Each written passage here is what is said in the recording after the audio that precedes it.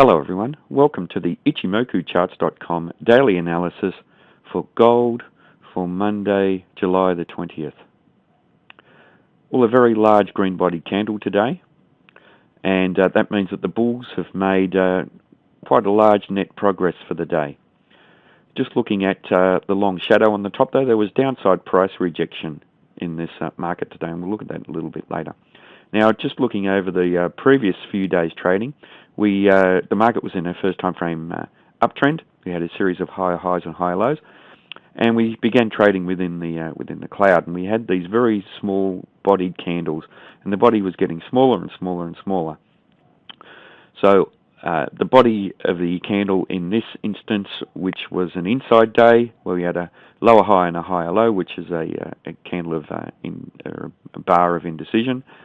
It turned red, which means that the bulls made no net gain for the day. The bears made net gain, but it was very small. And then neither side made net gain on the next day, with a doji where the market opened and closed virtually in the same area, a day of indecision. But we had a change of trend on the previous day. We had a downtrend. We had a lower high and a lower low. And that didn't really show any strength for the downtrend. With a candle like that, what we would have liked to have seen for this downtrend to continue would have been a fairly bearish candle. And lo and behold, today the high of the current candle, of the previous candle, was taken out, and the uptrend resumed on its way. We had a higher high and a higher low. Now, we're trading within the Kumo, so it's little wonder that we had all of these iffy type of trading days within the Kumo. The Kumo, as we know, when we're trading within there, is a sign of a neutral market. If we're trading above the Kumo, the market is positive overall. If we're trading below the Kumo, the market is neutral. But here, the market is bearish. If we're trading within the Kumo, the market is neutral. Now, interestingly, though, we had this very bullish day, but look at where the market traded to. The high coincided exactly with the top of the Kumo, and we know that anywhere within the Kumo can act as a support or resistance, and that was the last level of support or resistance for this market, and the market couldn't close up above there. There was downside price rejection as the market traded up to the Kumo and closed down just above the midpoint. Now, that means that for the next day's trading, the Kumo, which will coincide roughly with the high of the current candle, becomes very, very important for the market.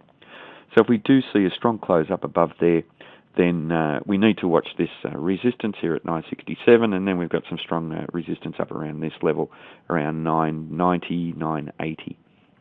So for this trend, though, to continue on its way up, we need to take out the Kumo. If we do take out the Kumo in a strong manner, then the market will turn from being neutral to being positive and having a bullish bias. Now, looking at our other indicators, the Kijun-sen is pointing down, which reflects this larger time frame downtrend, and we're getting a retracement in this downtrend. So not very bullish at the moment, although we are trading up above the Kijun-sen, which means that the market does have a bullish bias to it. We're also trading up above the Tenkan-sen, which means in the short time frame the market is positive, and the Tenkan-sen has a very, very steep angle to the line, and that means that the market has a lot of upside momentum. A lot of momentum is built up in this uptrend here.